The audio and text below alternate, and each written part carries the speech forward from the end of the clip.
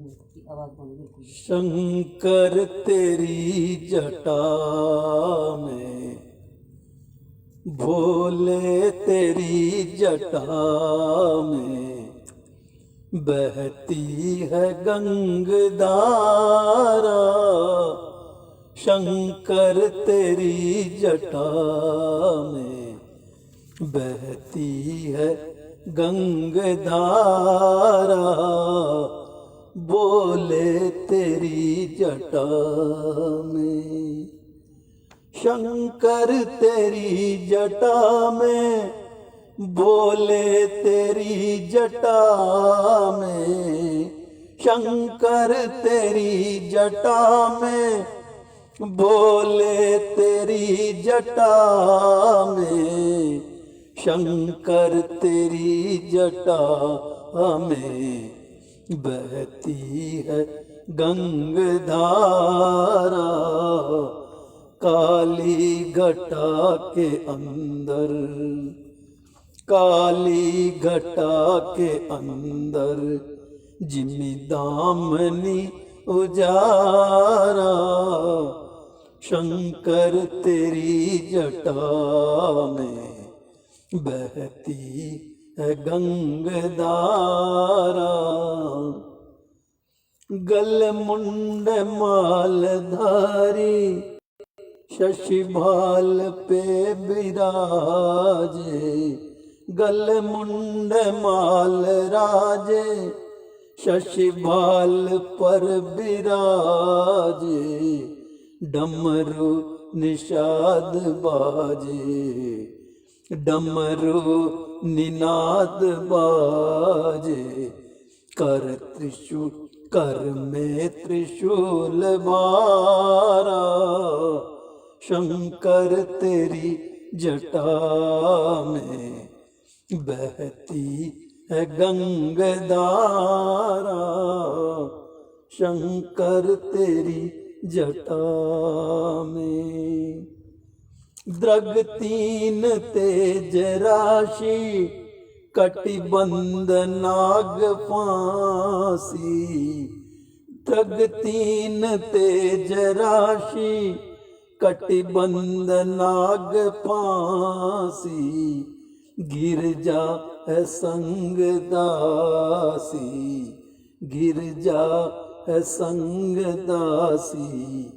सब विश्व के आधारा। शंकर तेरी जटा में बहती है गंगधारा। शंकर तेरी जटा में मृग चर्म बसन धारी, वृषराज पे सवारी। मृग चर्म बसन धारी, वृषराज पे सवारी। निज भक्त दुख हारी, निज भक्त दुख हारी। कैलाश में बिहारा। शंकर तेरी जटा में बहती है गंगधारा। काली घटा के अंदर, काली घटा के अंदर जिमी दामनी उजारा। शंकर तेरी जटा में बहती है गंगधारा। शिव नाम जो उचारे, सब पाप दोष टारे। शिव नाम जो उचारे उचारे, सब पाप दोष टारे। ब्रह्मानंद ना बिसारे, ब्रह्मानंद ना बिसारे। भव सिंधु पार तारा। शंकर तेरी जटा में बहती बहती है गंगधारा शंकर तेरी जटा में। मित्रों, आज शिवरात्रि पर्व है जो त्रिदिवसीय है, पंचदिवसीय है। और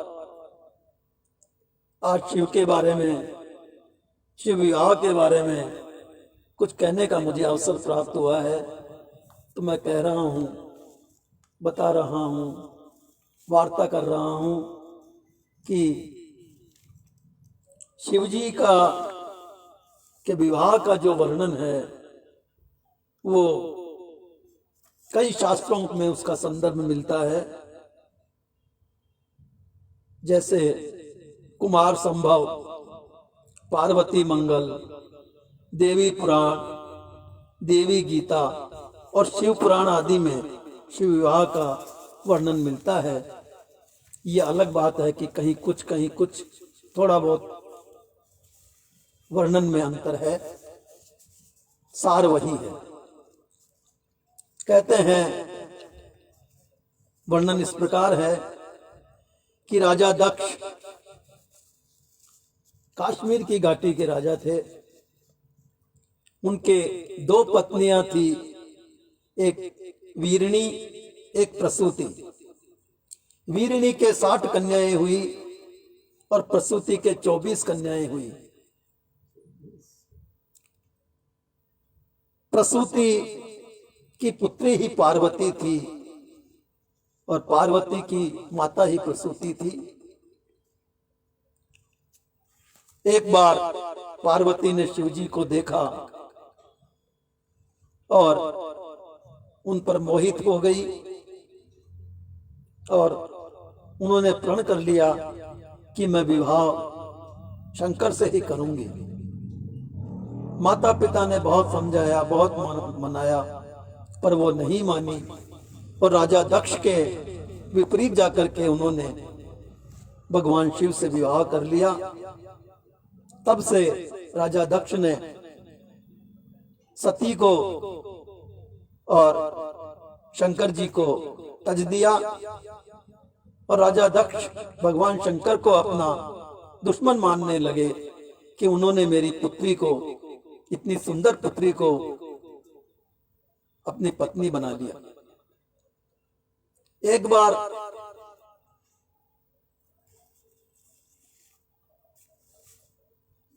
भगवान शंकर माता पार्वती को राम कथा सुना रहे थे, तो प्रसंग आया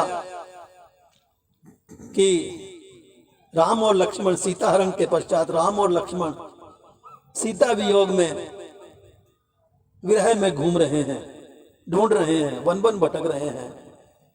तो पार्वती ने कहा कि हे शंकर भगवान, ये कैसे राम है, ये कैसे भगवान है जो अपनी पत्नी के लिए विलाप कर रहे हैं। मैं तो इन्हें अपना भगवान नहीं मानती और मैं जाकर के इनकी परीक्षा लूंगी। भगवान शंकर ने बहुत समझाया, पर पार्वती नहीं मानी और उस राह पर जाकर खड़ी हो गई, वेश बदल करके आम स्त्री का रूप धारण कर लिया और उस राह पर जाकर खड़ी हो गई जिस राह पर राम और लक्ष्मण विलाप करते हुए सीता को ढूंढते हुए आ रहे थे। तो फिर पार्वती ने सोचा कि ऐसे तो काम नहीं बनेगा, तो उन्होंने माता सीता का रूप धारण कर लिया और उधर जिधर राम लक्ष्मण विलाप करते आ रहे थे उधर ही चल दी और वहां कहने लगी कि आप क्यों विलाप करते हो, मैं तो यहां हूं। लेकिन रामचंद्र जी ने अपनी दिव्य दृष्टि से देख लिया कि ये सीता नहीं, माता पार्वती है। तो उन्होंने माता पार्वती को नमस्कार करके कहा कि हे माँ, हे माता पार्वती, आप अकेली वन में कैसे घूम रही हैं? जगत जगतपति शंकर कहाँ हैं? आप अकेली वन में क्यों विचरण कर रही हैं? तो पार्वती को ध्यान आया कि मैं गलत थी, ये वाकई में भगवान हैं, अंतर्यामी हैं। और वो शर्मिंदा होकर के भगवान शंकर के पास आ गई। तो भगवान शंकर ने पूछा कि परीक्षा ले ली क्या? उसने कहा हाँ, परीक्षा ले ली। फिर भगवान ने पूछा कि परीक्षा किस प्रकार ली? तो उसने, सती ने मां सीता का रूप धारण करने की बात को छिपा लिया और कहा मैंने तो वैसे ही उनकी परीक्षा ली और वे वाकई में भगवान हैं।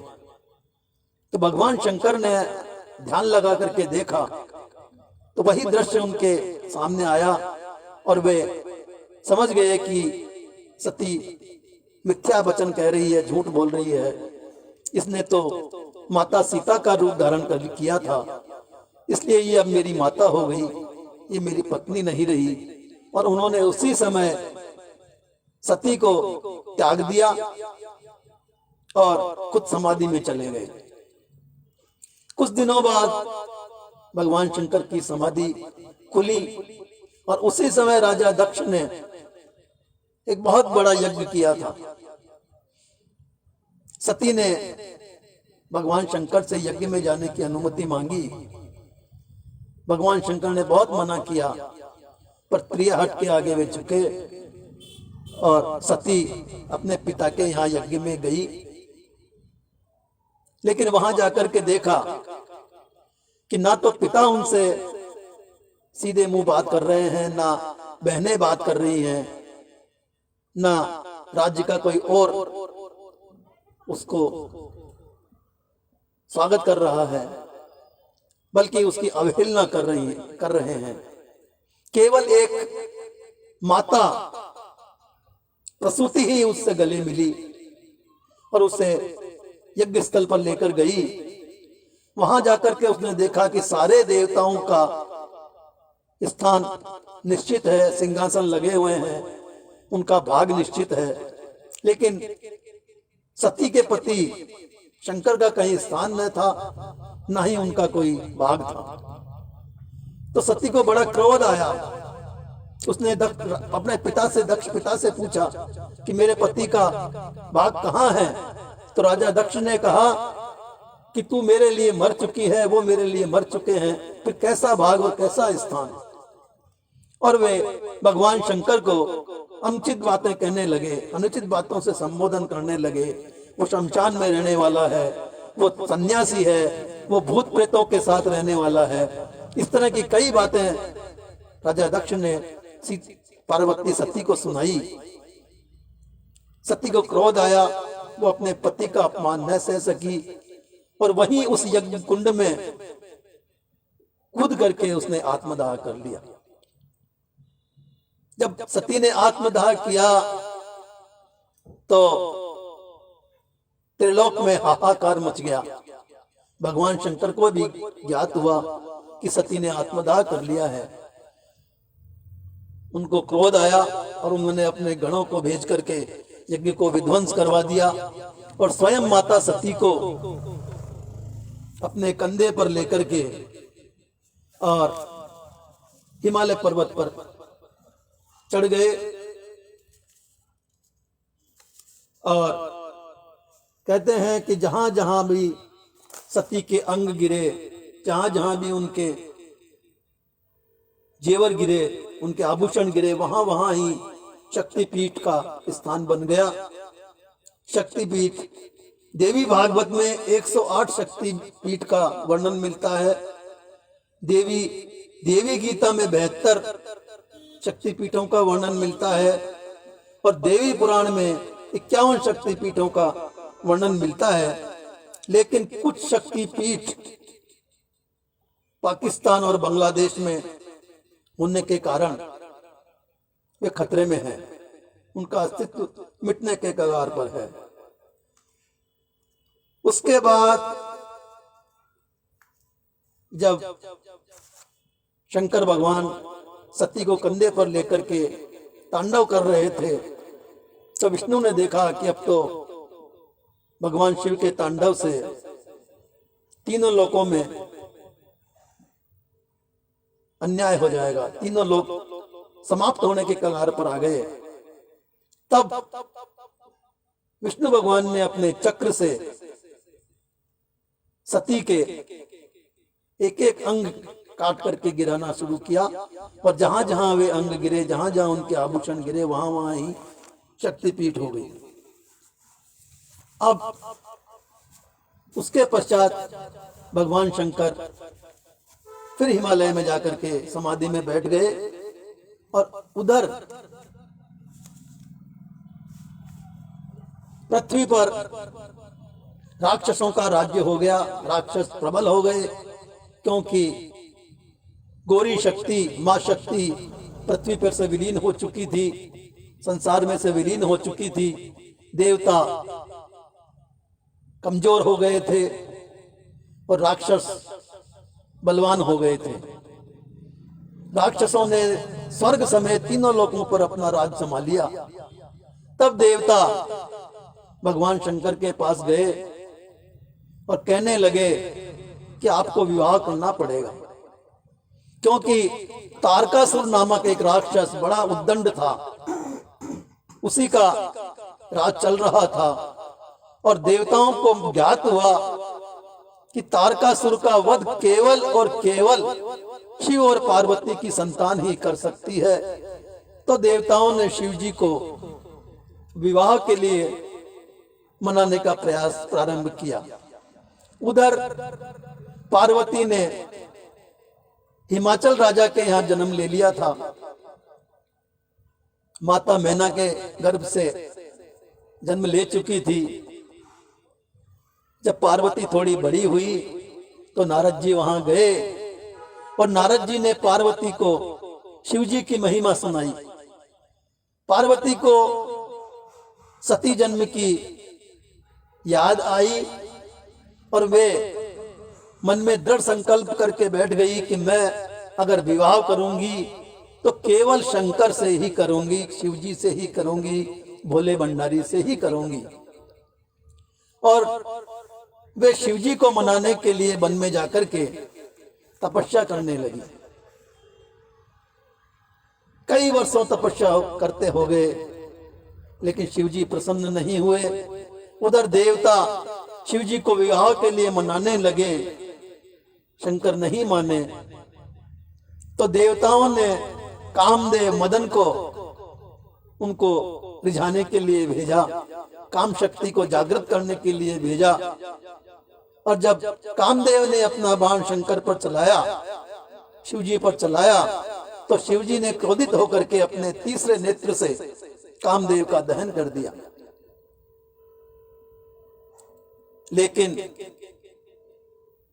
पार्वती फिर भी अपनी तपस्या में लगी रही, और देवता शंकर जी को मनाने में लगे रहे। आखिर जब मदन का प्रभाव हुआ, कामदेव का प्रभाव हुआ, तो शंकर जी माने।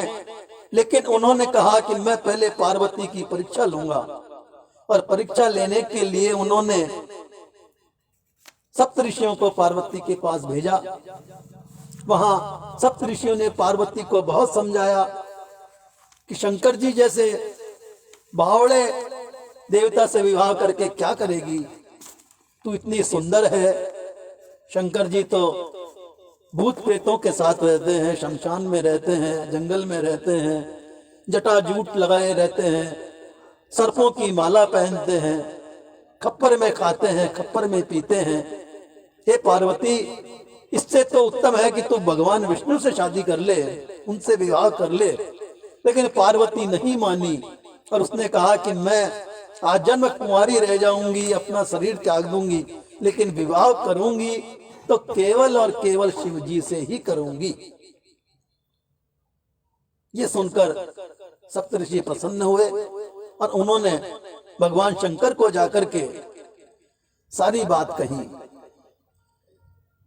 भगवान शंकर समझ गए कि अभी भी पार्वती को पूर्व जन्म की बातें याद है, और अब मुझे उनसे विवाह करना ही पड़ेगा। षष्ठी को बचाने के लिए भी, तारकासुर का वध करने के लिए भी मुझे उनसे विवाह करना पड़ेगा। तो मित्रों, जब शिव जी का विवाह हुआ वो दिन यही शिवरात्रि का दिन था। उसका वर्णन मिलता है, तुलसीदास जी ने मानस में उसका वर्णन किया है कि शिवजी जब बारात में जाने लगे तो कह रहे हैं कि लगे संवारन सकल सुर वाहन विविध विमान, होई सगुन मंगल सुबद करती अप्सरा गान। सारे देवता मिलकर के भगवान शंकर का श्रृंगार करने लगे। और कैसे श्रृंगार करने लगे कि जटा मुकट अहि मोर संवारा, शिवहि शंभुगन करहि श्रृंगारा। जटा का तो उन्होंने मुकुट बना दिया, सर्प का सेहरा बना दिया, और कुंडल कंकल कंकन पहने ब्याला, तन विभूति पट के हरि छाला। कानों में कुंडल में छोटे छोटे सांप लटका दिए, कमर में मृगछाला लगा दी, और सारे अंग में विभूति रमा दी, और कहने लगे बहुत सुंदर लग रहे हो। कर त्रिशूल अरु डमरु बिराजा, चढ़े बसई चढ़ी बाजही बाजा। भगवान शंकर भी एक हाथ में डमरू और एक हाथ में त्रिशूल लेकर के, वृषभ की सवारी करके, बैल की सवारी करके बारात में जाने, शादी विवाह करने के लिए तैयार हो गए। लेकिन तभी क्या हुआ कि भगवान विष्णु जो जहां भी जाते हैं उनका मिजाज, उनकी आदत विनोद करने की होती है, हंसी मजाक करने की होती है। तो उन्होंने भी शंकर जी से विनोद में ही कह दिया, हंसी में ही कह दिया कि शंकर जी, बारात में आपके रिश्तेदारों को बुलाइए, हम 3 आदमी और आप कैसे बारात बनाकर जाएंगे। तो शिवजी ने कहा, मैं तो जंगल में रहने वाला, पहाड़ों में रहने वाला तपस्वी हूं, मेरे कोई रिश्तेदार नहीं है। तो विष्णु जी ने कहा, नहीं, रिश्तेदार तो बुलाने ही पड़ेंगे। तब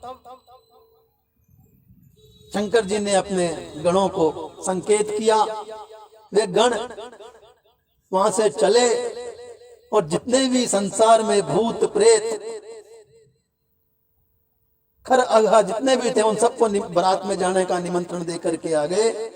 और सारे गण भूत पिशाच वहां आ गए, और ऐसी बारात बनी कि जो भी देख रहा था उस बारात को देख करके दंग हो रहा था। किसी के धड़ नहीं है, किसी के मस्तक नहीं है, किसी के हाथ नहीं है, किसी के पैर नहीं है, किसी के हाथ में कपाल है, किसी के मस्तक है तो गधे का मस्तक है, किसी के हाथी का मस्तक है, किसी के सिंह का मस्तक है। शरीर पर विभूति लपेटे हुए हैं, कोई जो है ताजा रक्त लपेटे हुए हैं। बड़ा भयानक बारात, भयानक शरीर के वाले राक्षसों के, भूत प्रेतों के साथ में, गणों के साथ में भगवान शंकर बारात लेकर के रवाना हो रहे हैं। और देखिए, जब बारात शिवजी महाराज अपने रिश्तेदारों को बुला करके बारात लेकर के रवाना हुए, तो देवताओं ने कहा कि ये बारात इस दूल्हे के काबिल नहीं है, हमारे काबिल नहीं है, हम तो मजाक बनाए जाएंगे, इसलिए हम तो इस बारात के साथ नहीं जाएंगे, हम आगे चलते हैं। उन्होंने भगवान शंकर को, दूल्हा बने हुए शंकर को वृषभ समेत पीछे कर दिया, उसके आगे भूत प्रेतों को कर दिया, और सबसे आगे स्वयं हो गए, जिससे कि वो भूत प्रेत लोगों को दिखाई न दे। उसके पश्चात बारात जब हिमाचल राजा के गांव में पहुंची, तो वहां लोग देवताओं को देख देख करके बड़े प्रसन्न हो रहे थे, कह रहे थे कि हमारे पार्वती के तो भाग खुल गए, इतने बढ़िया बढ़िया बाराती आए हैं, बाराती ही ऐसे लग रहे हैं जैसे दूल्हे हो, तो दूल्हा कैसे हो, कैसा होगा। सब लोग तारीफ कर रहे थे। लेकिन जब देवता आगे चले गए और भूत प्रेत जब लोगों के सामने आए, तो लोग डर करके चिल्ला करके भागने लगे। शंकर भगवान मुस्कुराते रहे। बारात जब राजा हिमाचल के द्वारे पर पहुंची और देवताओं को देख करके लोगों ने जो बड़ाई की थी, उसको सुनकर के मैना हर्षाती हुई आरती का थाल लेकर के द्वारे पर आई। जब मैना,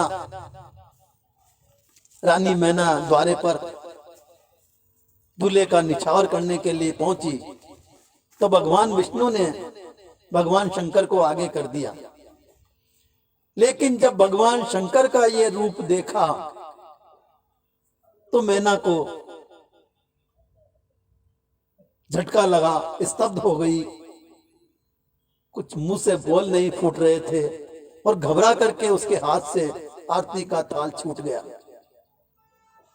लेकिन भगवान शंकर फिर भी मुस्कुरा रहे हैं। मित्रों, भगवान शंकर हमें संकेत दे रहे हैं कि जब भी दाम्पत्य जीवन में प्रवेश करें, हंसते हुए प्रवेश करें, रुहा से होकर के न करें। दाम्पत्य जीवन की शुरुआत जीवन का दूसरा पड़ाव होता है, उसमें हंसते हुए प्रवेश करें।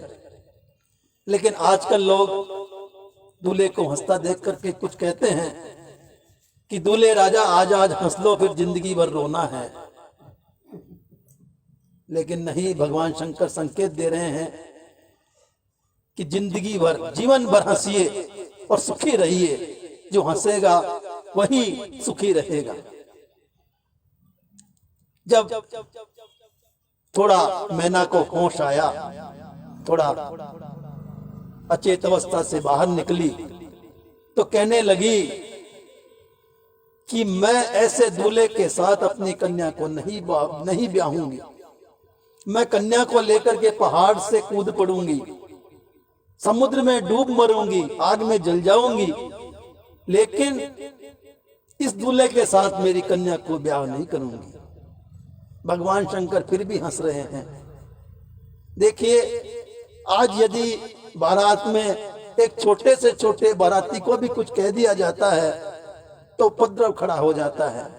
दृश्य देखिए, यहाँ स्वयं दूल्हे के सामने खड़ी होकर सास अपमानित शब्दों से कह रही है कि मैं इस दूल्हे को अपनी पुत्री नहीं ब्याहूंगी।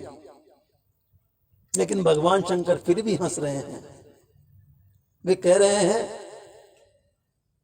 देवताओं को, देवता डर रहे हैं कि अब तो बिना ब्याहे ही हमें वापस जाना पड़ेगा, भगवान शंकर को ले जाना पड़ेगा। लेकिन भगवान शंकर कह रहे हैं, नहीं, सब ठीक हो जाएगा, आप चिंता न कीजिए।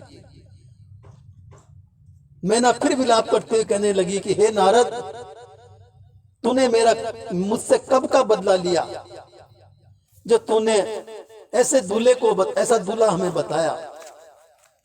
जब नारद जी का नाम आया तो देवताओं में से एक ने कहा, अरे नारद जी को बुलाओ, नारद जी ही इस मामले को बैठा सकते हैं। लोग नारद जी को लेकर के आए, नारद जी को आगे किया, मैना के पास नारद जी गए और नारद जी ने मैना को समझाया कि शंकर भगवान का ये रूप जो तुम देख रही हो, ये रूप नहीं है, इनका रूप कुछ और ही है। ये तो त्रिलोक्यवासी हैं, त्रिलोक के मालिक हैं। रानी, आप घबराए न और अपनी पुत्री का विवाह इनसे कीजिए। मैना फिर भी नहीं मानी। उन्होंने पार्वती को बुलाया और पार्वती से पूछा कि बोल, ऐसे दूल्हे से विवाह करेगी क्या? तो पार्वती ने कहा कि माँ, मेरा नाम पार्वती है और पार्वती का मतलब होता है पर्वतों की रानी।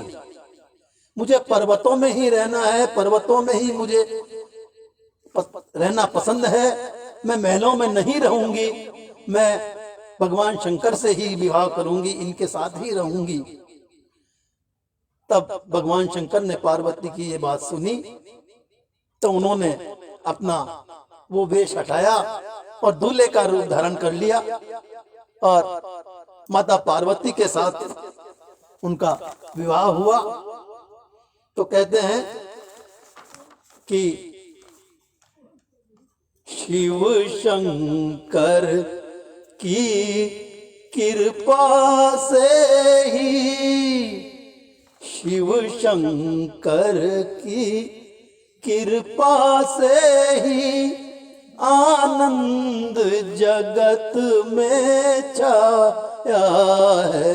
बम बोले की कृपा से ही आनंद जगत में छाया है। शिव शंकर की कृपा से ही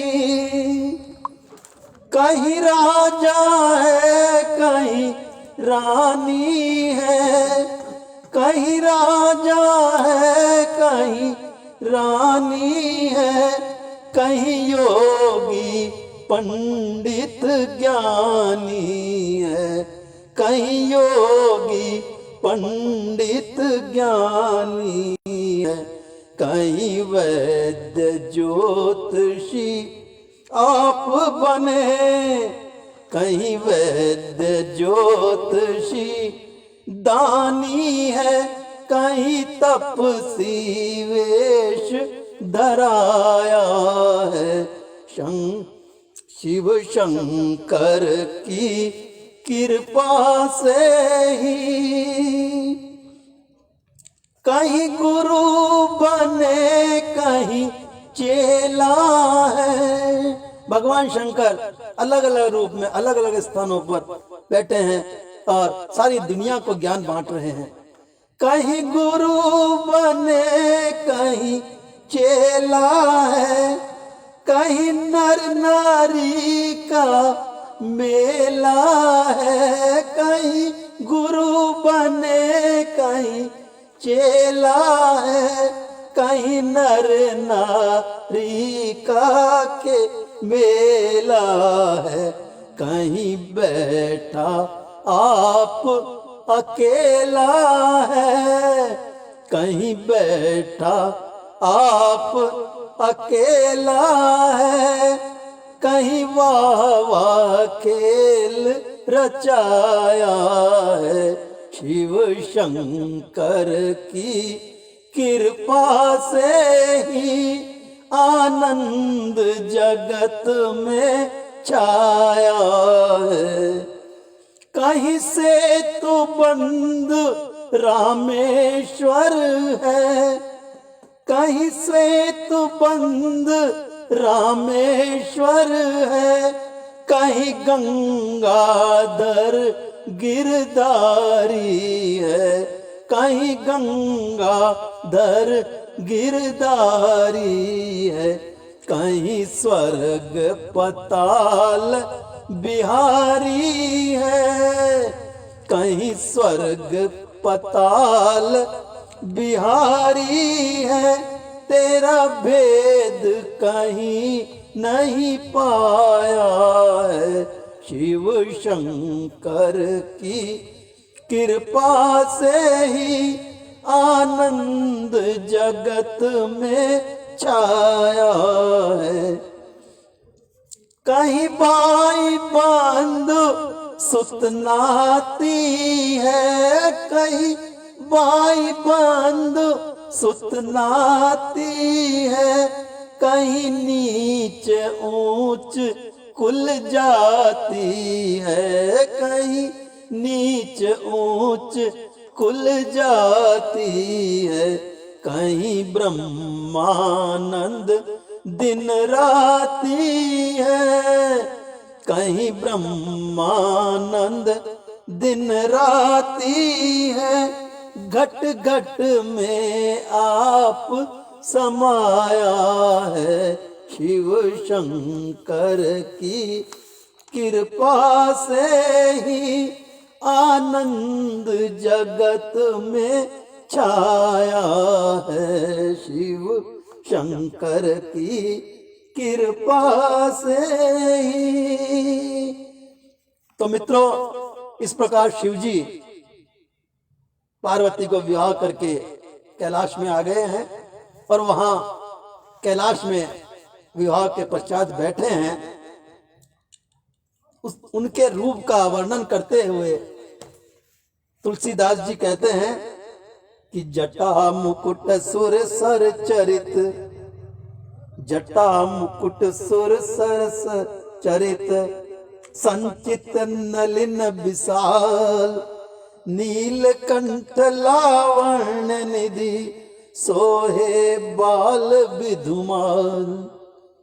जटा का मुकुट बना हुआ है, उसमें से गंगा निकल रही है। उनके विशाल नेत्र भगवान शंकर के हैं।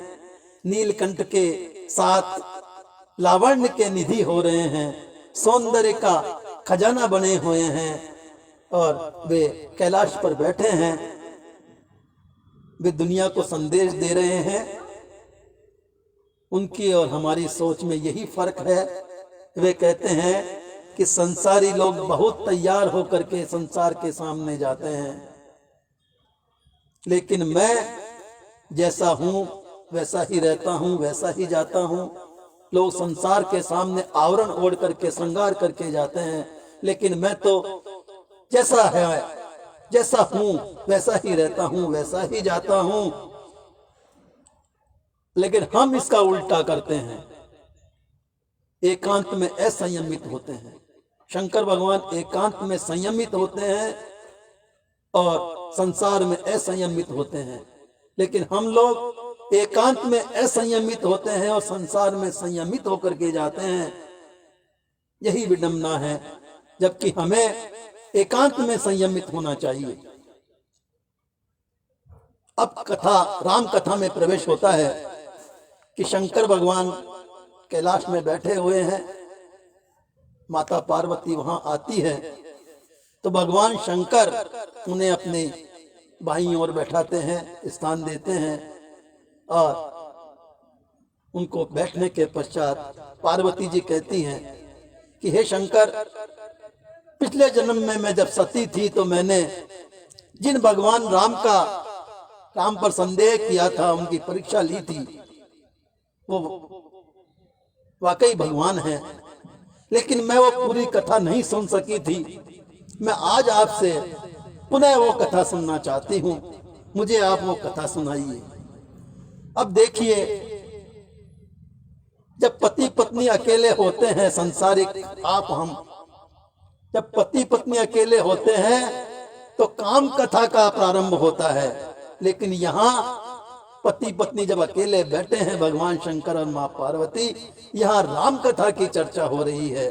संसार लोग काम कथा करते हैं, लेकिन ये राम कथा कह रहे हैं। मित्रों, जब पार्वती जी को शंकर भगवान ने राम कथा सुनाई, तभी से संसार में राम कथा का वर्णन हुआ।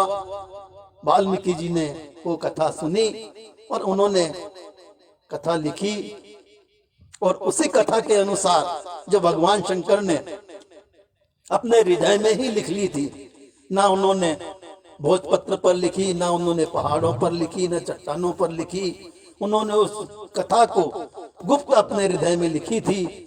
और यही माता सती ने उस कथा को भगवान शंकर से सुना और उसी कथा को वाल्मीकि जी ने संसार में प्रकट किया।